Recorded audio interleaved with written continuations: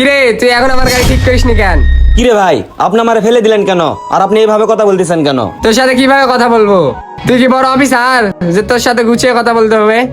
ভাই আমি কোনো অফিসার না, আমি একজন সাধারণ মানুষ। আর আমি সাধারণ মানুষ, সেজন্য কি আপনি আমার সঙ্গে এই ব্যবহার করবেন? তোর এত কথা শোনার আমার ইচ্ছা নাই। তাড়াতাড়ি আমার গাড়িও ঠিক কর, তা না হলে কিন্তু দোকানপাট সব উড়ে দিব। এ ভাই কথাবার্তা সাবধানে কন। আর আপনি দোকানপাট উড়াবেন মানে? এত বড় সাহস আপনি কে দিল?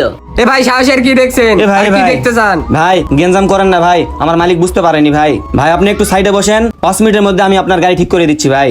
কিছু বললেন না ভাই? ভাই থাক, আপনিও বাদ দেন ভাই, জানি একটু বসেন, আমি 5 মিনিটের মধ্যে গাড়ি ঠিক করে দিচ্ছি।